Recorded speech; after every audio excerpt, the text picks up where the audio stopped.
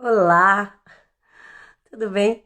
Seja muito bem-vinda a essa live de perguntas e respostas, onde eu converso sobre as dúvidas mais frequentes que eu recebo das minhas alunas e das pessoas que me seguem a respeito desse nosso caminho de conexão com a nossa intuição e de conquista da nossa autonomia. Meu nome é Uirá Iracema e hoje a gente vai responder a pergunta da Sueli. Anotei aqui, ó. A Sueli perguntou assim: como é que eu escolho o meu primeiro baralho de tarô? Eu anotei os principais pontos aqui pra gente poder, pra eu não me perder, que eu sempre me perco, eu me empolgo. Eu gosto muito disso que eu faço. Aí eu sou bem digressiva, assim, então eu vou vendo as coisas, eu vou vendo as delícias do papo no caminho, eu vou me perdendo e aí eu vou me achando depois. E às vezes, quando termina a live, eu digo, eu esqueci de falar sobre aquilo, mas é porque eu fui falar sobre aquilo. Então hoje eu fiz uma lista para poder eu seguir a lista. Então assim, pra gente responder a pergunta da Sueli, obrigada por ter mandado essa pergunta, Sueli.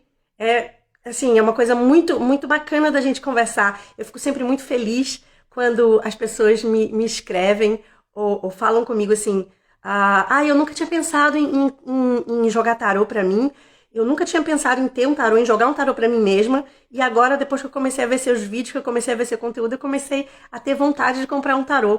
Eu fico tão feliz porque eu realmente acho que o tarô é uma ferramenta super prática, acessível e super rica nesse trabalho de conexão interna da gente, nesse trabalho de reconhecimento da gente como um indivíduo inteira, olhando de dentro para fora.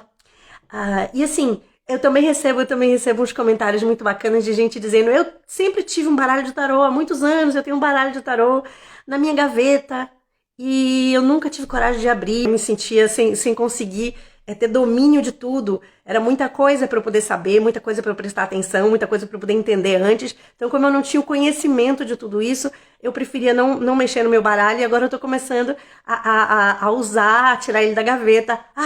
Viva os baralhos fora da gaveta! Então, eu vou fazer uma campanha: tire o seu tarô da gaveta, bota ele na mesa e vamos começar a conversar com as cartas. Eu acho que antes da gente falar sobre como a gente compra, como a gente acha, como a gente escolhe o nosso primeiro baralho, eu acho que seria uma coisa legal a gente conversar primeiro sobre o que é o tarô. O que é o tarô? O tarô, ele é um conjunto de 78 cartas divididas em duas partes. Os arcanos maiores, que são 22 cartas. Essas cartas são numeradas. Hoje em dia elas são numeradas com algarismos romanos e elas têm nome. Antigamente elas não tinham números, elas só tinham os nomes. Hoje em dia elas já vêm com os números. E a segunda, essas cartas elas vão de 1 a 21, mais uma carta que é o número 0. E a segunda parte são os arcanos menores. Os arcanos menores são 56 cartas divididas em 4 naipes: ouro, paus, espadas e copas. Que é como num baralho comum, esse baralho que a gente usa para jogar truco, pôquer, paciência. A divisão é a mesma e os números e os nomes das cartas são também bem parecidos. Os naipes são divididos, são cartas de As a 10 e mais as cartas da corte, que são o pajem, o cavalheiro, a rainha e o rei. Eu acho que é bem parecido com o baralho comum, né? O baralho comum só chama, eu acho que de valete ao invés de pajem, mas também os nomes eles mudam bastante. Você pode encontrar baralhos diferentes, que a gente vai também falar sobre isso um pouco mais na frente, baralhos diferentes que mudam os nomes das cartas, que a base do significado é a mesma, mas que elas mudam os nomes.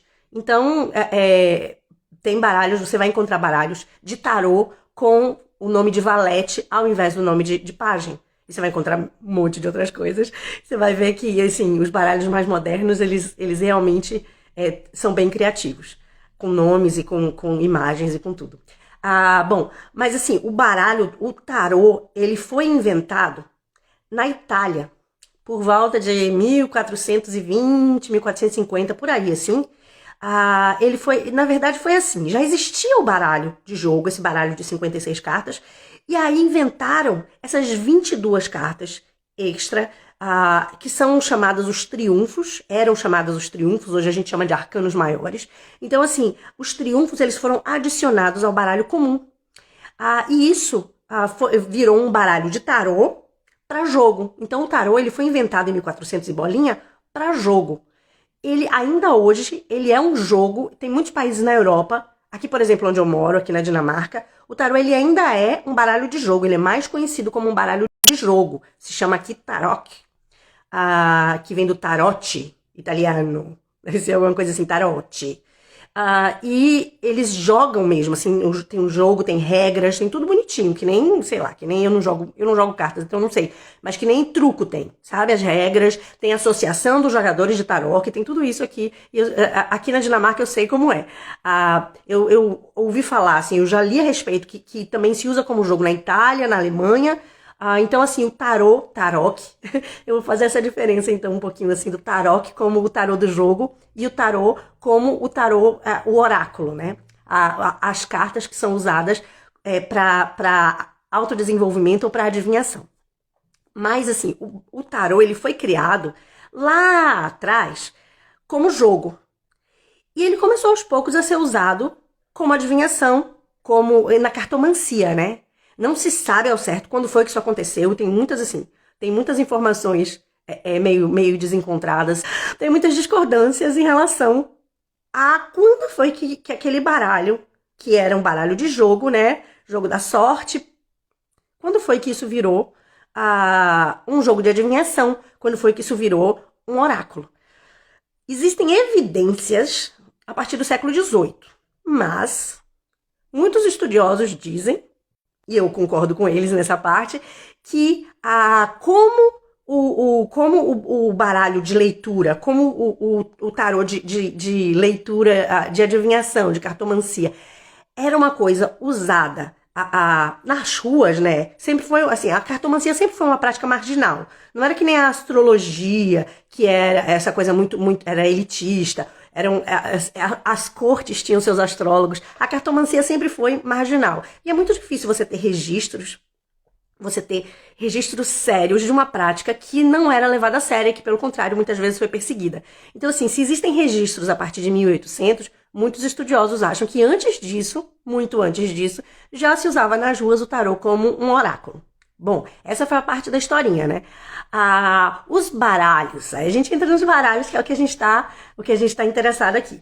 Os baralhos mais conhecidos, assim, de todos os tempos. O primeiro que bombou, assim, que é famoso até hoje, que a gente usa até hoje, é o do tarô de Marseille, que foi inventado nessa época aí, dos 1400 e bolinha, e ele começou lá na Itália. Eu achava que o tarô de Marseille era francês.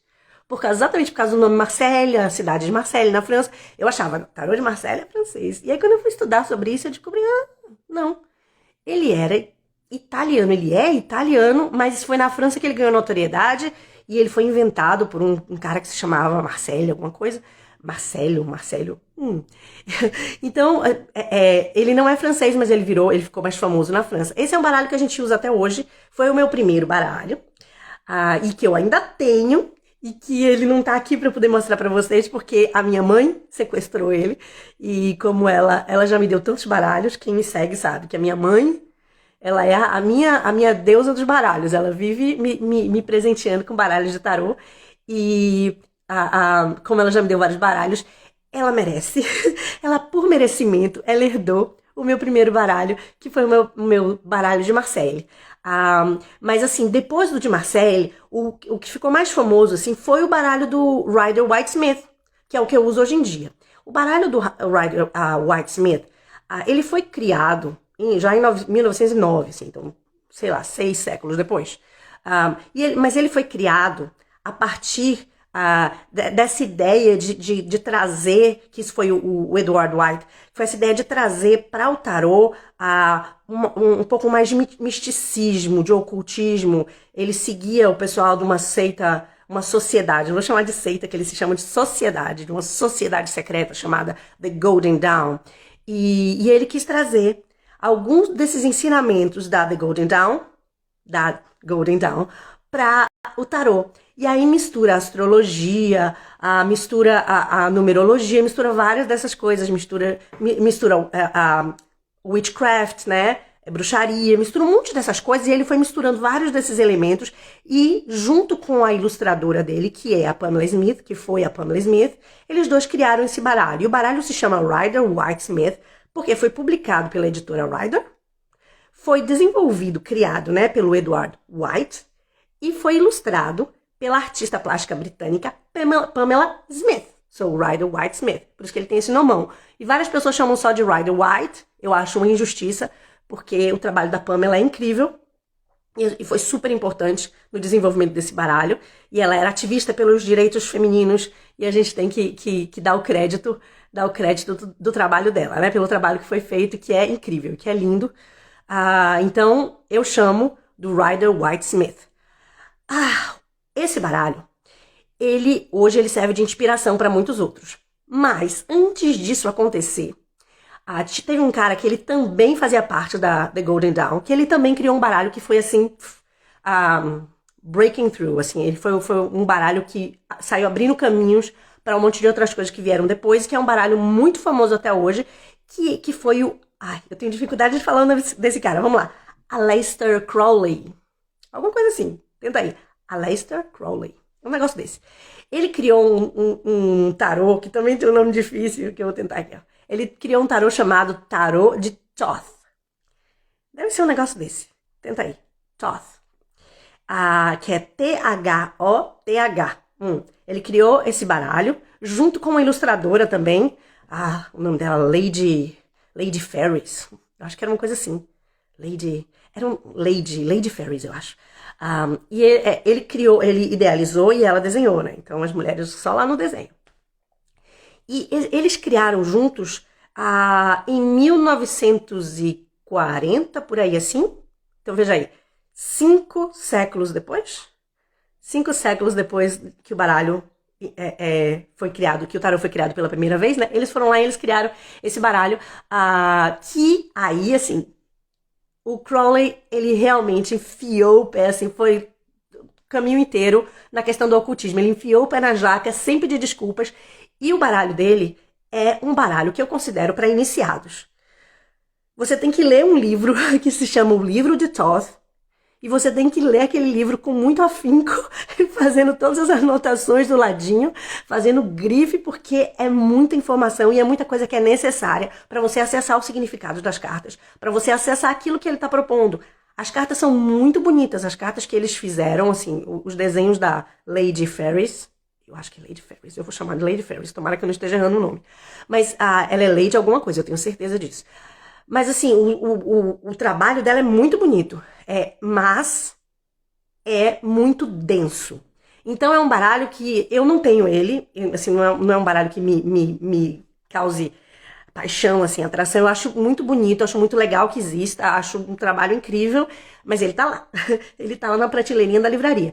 Mas é um baralho que ele foi criado em 1940 e blau, mas ele só foi lançado no final da década de 60, em 69, que foi quando estourou o movimento hippie, e já tinha estourado, né? Foi em 68, e aconteceu uma revolução nesse mundo do tarô. Que foi uma revolução, de certa forma, iniciada por esse baralho de Crowley, que a partir daquele momento as pessoas começaram a criar mais.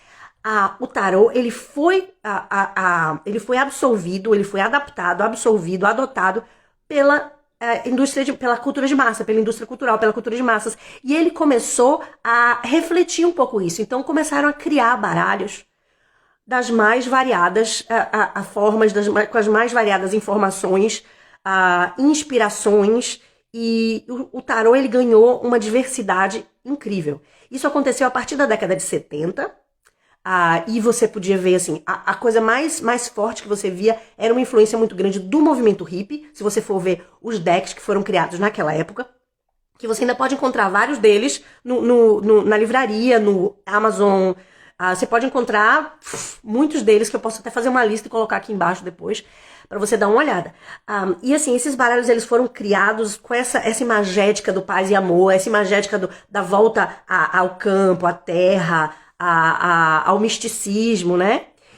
E abriram caminho para um movimento que existe até hoje, que se fortaleceu de novo na década de 90 e agora, no meio na década de 2010, bombou muito, e que você pode ver isso, você pode acompanhar no Etsy, que é eu não sei se acompanha o Etsy, que é esse site onde as pessoas colocam os trabalhos artísticos delas, e para vender, né? Colocam à venda, então pessoas normais podem criar coisas, artistas, mas assim, não precisa ser uma empresa, não precisa de uma editora. Assim, pessoas normais colocam seu trabalho disponível e à venda lá.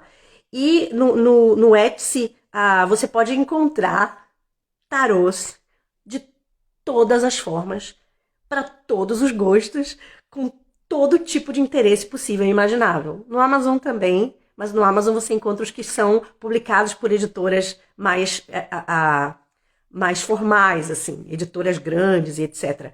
No Etsy você encontra edições caseiras. E assim, as edições, assim, essas edições mais modernas, elas têm todo tipo de influência. Enquanto as da década de 70 elas eram muito focadas nessa coisa do paz e amor, do revival da natureza, as de hoje em dia, pense num interesse e você vai encontrar um baralho de tarô. Você gosta de tatuagem? Você vai encontrar não um, mas você vai encontrar dezenas de baralhos de tarô inspirados no mundo da tatuagem. Você gosta de contos de fadas? Você vai encontrar baralhos lindos inspirados em contos de fadas. E você pode encontrar inspirados em contos de fadas específicos. Você vai encontrar o Alice no País das Maravilhas. Você vai encontrar... existem tantos. Você vai encontrar coisas muito... assim, interesses muito específicos retratados nas cartas do tarô. Mas sempre seguindo uma estrutura. 78 cartas... 22 arcanos maiores, pode ser mais até, que às vezes as pessoas acrescentam cartas, mas não pode ser menos, porque senão descaracteriza. Então 78 cartas, divididas em 2 arcanos, arcanos maiores, arcanos menores, 22 cartas pelo menos de arcanos maiores, 56 cartas pelo menos de arcanos menores, divididas em 4 naipes. Então você vai encontrar essa estrutura em todos esses baralhos, seja no baralho lá de 1400 e bolinha na Itália, seja no baralho que você abre hoje no Etsy, diz assim, eu quero ver um tarô inspirado em pin-ups. O mundo se abre à sua frente. Todos eles têm essa estrutura, por isso são chamados de tarô. Porque existe uma diferença entre tarô e oráculos de cartas. O tarô, ele é um oráculo de carta, mas nem todo oráculo de carta... Nem todo oráculo de cartas é um tarô. Existem outros tipos de oráculos de cartas e existem oráculos de cartas que obedecem a regras de um grupo de oráculos de cartas, como o tarô é um grupo de oráculos de cartas, certo? O baralho cigano é um grupo de oráculos de cartas. O oráculo, ele pode ser qualquer coisa, ele pode ser, assim, qualquer um pode criar. O que é um oráculo? Oráculo é qualquer coisa ou pessoa ou entidade que promove acesso a um conhecimento que a gente, no mundo da gente, na capacidade cognitiva humana, a gente não tem acesso. Então, oráculo é aquilo que possui, é um portal para um conhecimento além. E qualquer um pode criar um oráculo a partir de sua própria inspiração. Assim como qualquer um pode criar um baralho de tarô seguindo as regras, mas você pode criar um baralho de tarô com a imagética que você quiser e se apropriando também dos significados. Que isso você encontra, uma coisa muito, muito comum agora de você encontrar nos baralhos, nesses baralhos mais modernos, é uma mudança no nome de certas cartas. Então, por exemplo, a mais famosa de todas é a carta da morte. Eu estava lendo no outro dia que a carta da morte é a carta mais importante para as pessoas, para os profissionais em tarô. Assim, as pessoas que leem tarô profissionalmente, quando vão escolher os seus baralhos, quando vão procurar os seus baralhos, a carta da morte é a carta mais importante para eles decidirem por um baralho ou outro. Que a abordagem que aquele baralho dá para a carta da morte é o que faz a diferença para essas pessoas que cria ou não cria uma conexão. Eu posso procurar aqui. Eu já devia ter feito isso, né? Eu podia já ter feito. Se eu tivesse pensado, eu já teria separado as cartas da morte aqui pra gente poder ver. Mas eu posso procurar e ver se elas aparecem aqui. Vamos ver se pula aqui. Mas assim, quando eu vou procurando, aí eu vou explicando isso. A carta da morte, ela é uma carta super controversa, digamos assim. Ela é uma carta forte, é uma carta que as pessoas têm muito... As pessoas que não conhecem... Apareceu! As pessoas que não conhecem o significado do tarô profundamente, que não é um significado mundano, um significado palpável, assim. É uma coisa que apareceu a carta da morte, significa morte. Não é um significado literal. Jamais. Nenhuma das cartas do tarô tem um significado literal. O tarô, ele possui significados arquetípicos. Todas as cartas do tarô, arcano menor, arcano maior, elas são cartas imagéticas que possuem significados arquetípicos. E o significado arquetípico da morte é a transformação, é a finalização de uma coisa e para dar início a outra coisa. Então, assim, eu tenho aqui a carta da morte, por exemplo, que você pode ver que, assim, que é uma caveira, né? Dentro de uma armadura, sentada num cavalo, com uma bandeira. Aqui você tem umas pessoas aqui embaixo. E assim, uma coisa, por exemplo, que tem na carta da morte é esse sol aqui nascendo no horizonte. Que é exatamente o que fala sobre essa possibilidade do novo nascer. A partir da finalização de alguma coisa, abrir o espaço para o novo que já está nascendo. Isso que é uma coisa muito interessante da gente entender da carta da morte, é que ela fala de uma finalização de algo que já terminou para dar espaço para algo novo nascer, algo que já está em processo de nascimento. Então é uma carta muito bonita, é uma carta muito positiva. E muitos desses baralhos, como eu estava dizendo, muitos desses baralhos, eles mudam hoje em dia o nome da carta da morte. Então, por exemplo, tem baralhos hoje que chamam a carta da morte de transformação. Tem outro, eu já vi um que usava a carta da morte como desafio, challenge, yeah, uma coisa assim. Então, é uma apropriação do significado geral, traduzido de uma forma diferente. Mas o princípio é basicamente o mesmo. Inclusive, porque esses baralhos mais modernos, e eu vou abrir aqui um outro, ver se enquanto a gente está conversando, eu acho mais uma carta da morte pirotando por aqui. Esses baralhos mais modernos, a grande maioria deles é inspirada no baralho do Rider-Waite-Smith. Então, assim, são baralhos inovadores, diferentes, que propõem uma imagética particular. Muitas vezes muitas vezes são artistas que criam baralhos a partir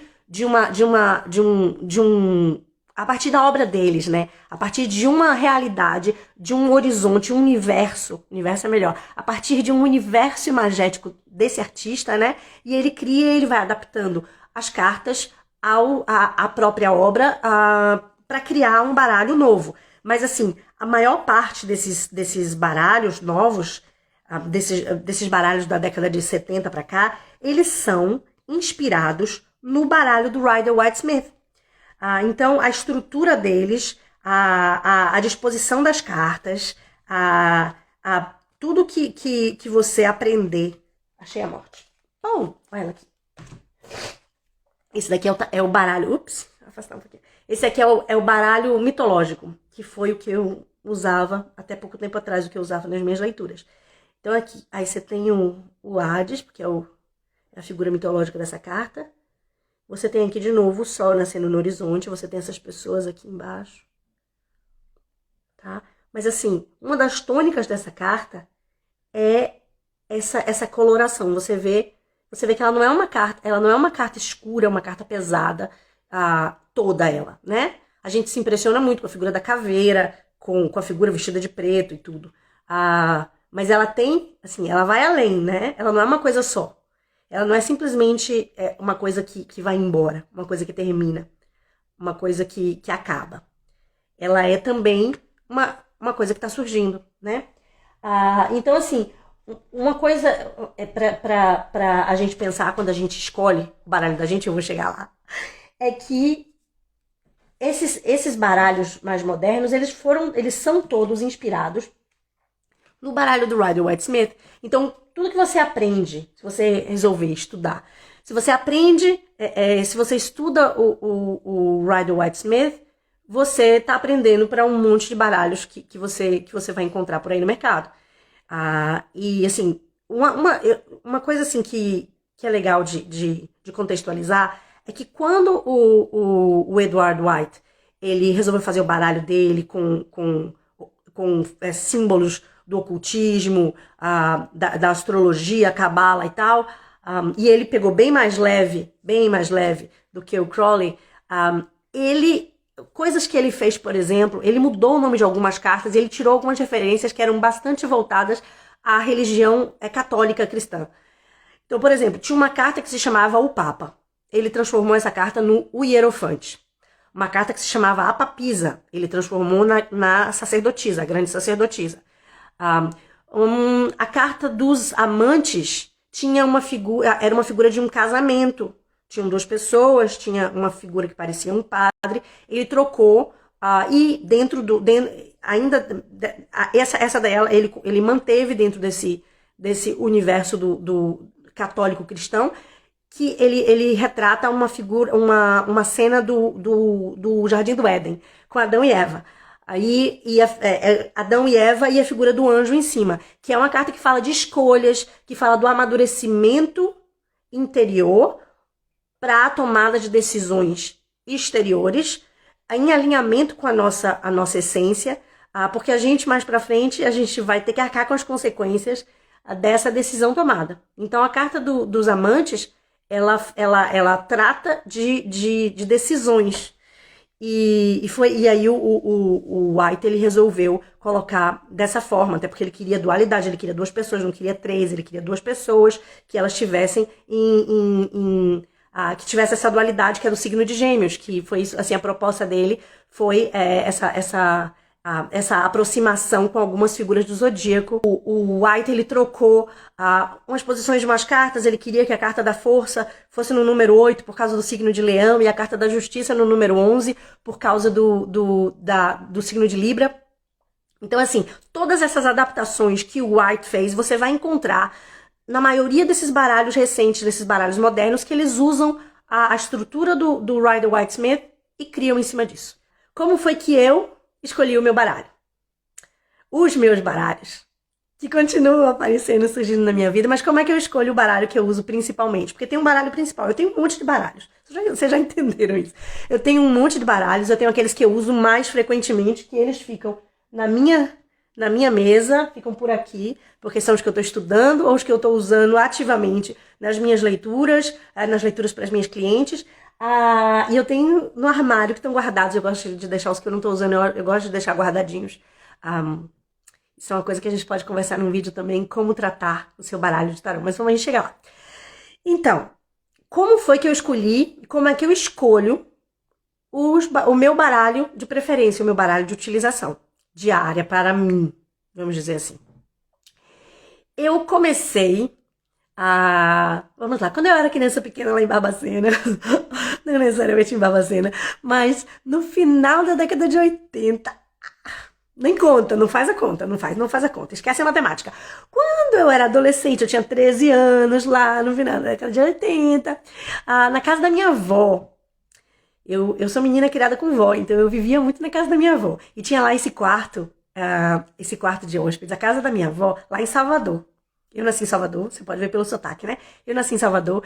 E na casa da minha avó, que ficava no bairro de Brotas, em Salvador, bairro de Brotas, que é quase um estado independente da Bahia. No bairro de Brotas, no apartamento da minha avó, tinha esse quarto de hóspedes, e que eu usava muito, eu vivia lá. E tinha essa prateleira com um monte de livros. Embaixo dessa prateleira tinha uma cesta cheia de revistas. E eram umas revistas que eram umas revistas de colecionador, assim, que elas saíam na banca de revista. Olha só. Na banca de revista, você tinha que ir lá, reservar para não esgotar. Você reservava com o cara da banca e depois vinha buscar. Às vezes ele ligava para você ia lá no dia certo e pegava a revista. Então tinha essas revistas de colecionador que falavam sobre assuntos esotéricos. E a minha tia, que morava com a minha avó, ela comprava essas revistas. E aí a minha tia, ela comprava, de 15 em 15 dias, ela comprava essas revistas. E essa revista, ela tinha fases, assim. Ela teve a fase que ela falava de Xing. Teve a fase que ela falava de vidas passadas. teve mais fases, teve de tudo. Mas eu me lembro que teve uma fase dessa revista que ela falava sobre tarô. Todos os exemplares, eles eram sobre tarô. E falava sobre a história do tarô, sobre as cartas, e vinham cartas junto com a revista. Então você colecionava, assim, se você colecionasse todos os exemplares, você formava o seu baralho de tarô. E minha tia estava colecionando. E eu descobri essa cesta e eu comecei, assim, eu dei uma olhadinha no Steam, que não me interessei muito, dei uma olhadinha, assim. Achei legal, acho bacana, mas, assim, não fez meu coração bater mais forte. E eu descobri o tarô. E o tarô dessas revistas, o tarô que eles mostravam e que eles traziam nessas revistas, era o tarô de Marseille. Ele que foi criado lá na Itália, em 1440. Eu encontrei ele no final da década de 80, em Brotas, em Salvador. E aí eu me apaixonei.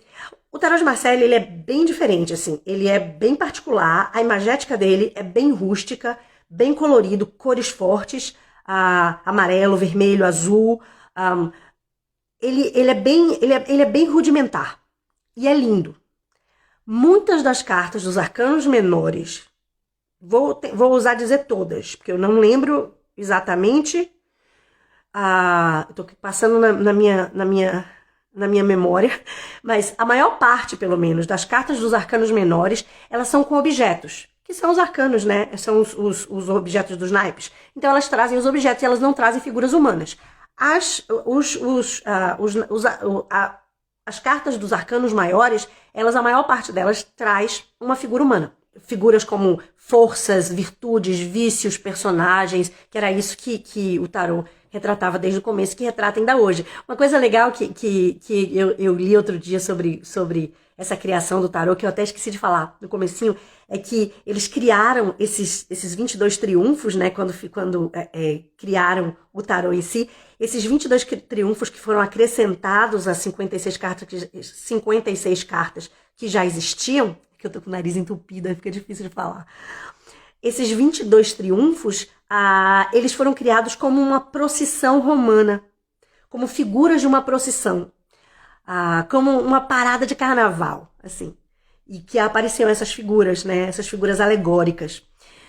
E eu achei muito interessante ter essa visualização, que eles aparecem, a Jornada do Louco. Eu que sou baiana, adorei essa ideia de que a Jornada do Louco é uma travessia de uma parada de carnaval, de um desfile de carnaval. Eu acho essa imagem fantástica. Então, quando eu lá em Brotas achei o baralho do Marseille, eu comecei a estudar ele, eu comecei a jogar ele. E o meu primeiro baralho, o baralho que eu comprei, foi esse baralho do Marseille. E que eu joguei com ele por muitos anos. Assim, meus primeiros anos de tarô foram com o baralho de Marseille. E aí depois, aos poucos, teve uma época que eu me afastei um pouco do tarô, voltei, não sei o que, e eu comecei a estudar teatro. Mas tem uma coisa antes pra eu mostrar. Deixa eu ver se eu acho aqui. Agora que eu pensei nisso. Nem preparei. Essas revistas que a minha tia comprava, eu fui descobrir muito tempo depois, assim, já ano passado eu fui descobrir isso. Eu fui descobrir quando eu tava, assim, eu montei meu estúdio de tarô aqui na Dinamarca, e aí eu tava procurando todos os meus escritos anteriores, meus escritos antigos, os meus diários sobre as cartas, toda a minha pesquisa, tudo que eu já tinha anteriormente eu tava procurando. E aí eu encontrei uma coisa que eu não sei de onde saiu, não sei mesmo, assim. Juro por Deus que eu não me lembro quando foi que eu roubei, porque eu tenho que ter roubado isso da minha tia. Eu tenho que ter, de alguma forma, assim, surrupiado isso das revistas dela. Eu não lembro quando, como, e eu não sei como é que isso veio parar nas minhas coisas aqui na Dinamarca. Mas eu encontrei uma página dessa revista. Essas revistas de colecionador que vinham, que a gente comprava a cada 15 dias, minha tia comprava a cada 15 dias, e aí eu surrupiei umas páginas, e eu até sei por que eu peguei exatamente essas. Olha só, porque elas têm umas tiragens muito loucas, tem tiragem que leva quase, olha isso, tiragem que leva quase o baralho inteiro. Eu não faço nada disso. Na verdade, a maior parte das minhas tiragens hoje é de uma carta, 2 cartas no máximo, para uma questão, assim. Mas, pois é, eu encontrei essas revistas, e se por acaso você souber da onde isso vem, se por acaso você tiver uma dessas revistas, se você tiver a capa de uma dessas revistas, eu ia adorar ver, porque eu não lembro como é a capa, como era a capa, como eram as capas. Eu lembro só dessa margem amarela, isso é uma coisa muito forte pra mim. E aqui, ó, você vê um exemplo de uma carta do tarô de Marseille, que é o As de Ouros. Aqui chama de As de Moedas, né? É o As de Ouros. Né? Então você vê que é um objeto, são objetos, e tem as cores, são cores sólidas, ele é bem rudimentar, assim, é muito bonito esse baralho. Então, quando eu comecei, um pouco mais na frente, assim, eu comecei a estudar teatro, e eu me reconectei de alguma forma, também me reconectei com o meu tarô, e aí eu resolvi procurar outros baralhos, assim, eu queria uma outra coisa, e aí eu encontrei o meu baralho do tarô mitológico, que é... Vou pegar uma outra carta aqui, que você só tá vendo a morte, né? Vou pegar uma carta bonita, a carta do Pajem de Paus. Eu encontrei esse baralho, que é o baralho do tarô mitológico. Tem aqui a caixinha dele, tá até aqui. Baralho do tarô mitológico. Ao contrário, né? Que é um baralho que ele traz, assim, o universo dele é o universo da mitologia grega. Então, os arcanos maiores são todos mitos ou heróis da mitologia grega, e os arcanos menores são histórias, são narração de histórias. Cada naipe é a narração de um mito, do Ás ao 10, a narração de um mito, e mais as figuras da corte são relacionadas com aquele mito. É um baralho lindíssimo e eu usei ele por muitos anos. Acho que eu usei ele por uns 10 ou mais anos. Mas, quando eu comecei, há 2 anos atrás, quando eu comecei a trabalhar com isso que eu faço, que eu trabalho agora, que é o tarô intuitivo, eu tive a necessidade de ter um baralho que eu não conhecesse, porque esse daqui eu já conhecia muito. O tarô mitológico eu já conhecia, assim, até hoje. Eu abro uma carta, eu sei toda a história que tem por trás, o que fala o livro, todos os estudos que eu já li sobre aquilo. Então era um baralho que me levava muito para o meu lado racional, que era a minha abordagem do tarô anteriormente. Assim, eu abordava o tarô de um ponto de vista bastante mental, bastante intelectual.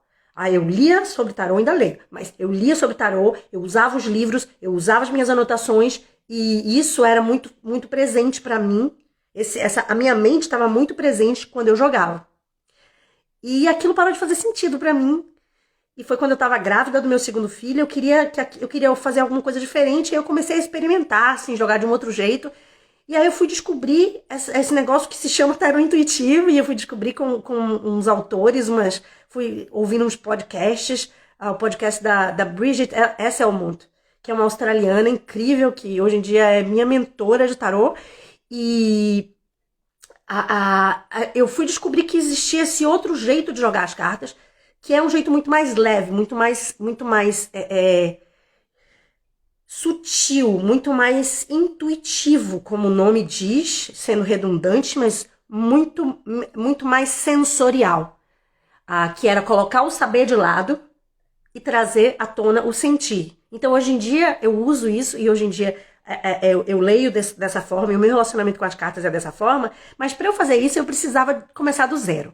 Eu resolvi que eu precisava de um baralho que não me dissesse muita coisa, um baralho que não tivesse já tanta informação na minha cabeça. Eu queria um baralho que eu tirasse as cartas e fosse uma relação fresca, uma relação imediata, assim.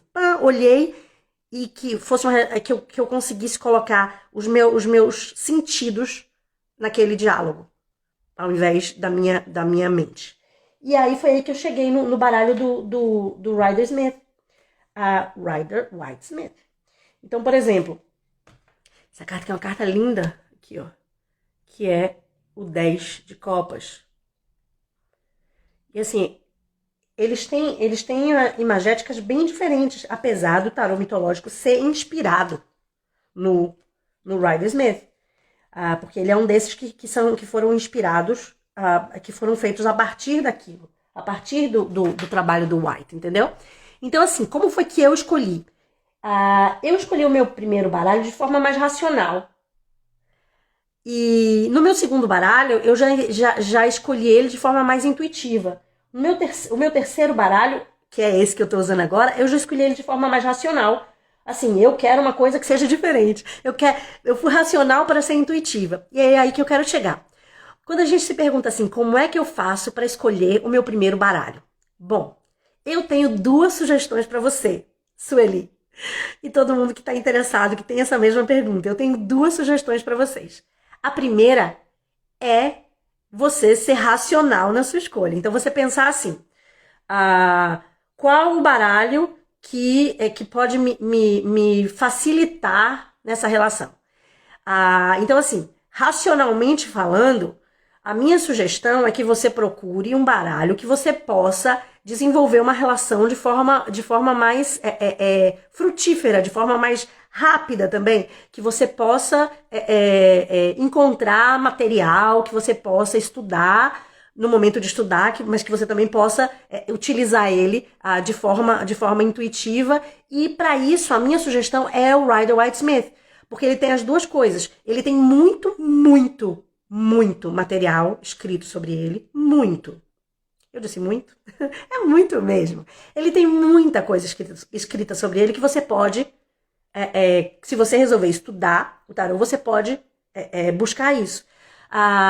E ao mesmo tempo ele tem uma imagética muito rica. Cada uma das cartas do Rider-Smith que você tira, ela conta uma história. E ela não conta só uma história, porque esse que é o interessante disso que a gente pode fazer com o tarô. Ela conta quantas histórias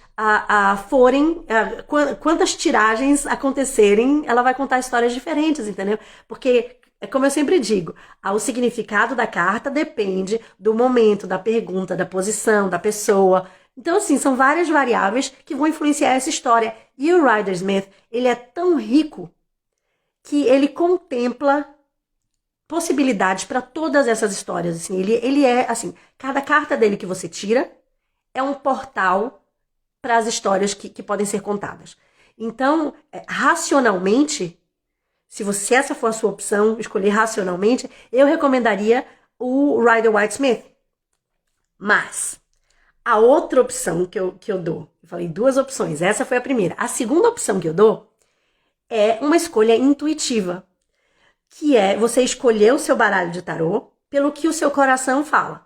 Então, é você olhar, você dar uma olhada nas livrarias, ou você ir lá na Amazon e procurar, ou no Etsy, se você tiver interesse, se você tiver acesso. E tem vários produtores independentes também. Você jogar no Google, você encontra, assim, tem várias possibilidades que você pode procurar de baralhos de tarô que podem falar com o seu olhar. É o uso do seu sensorial, né? Você olhar e você dizer assim, que delícia esse baralho.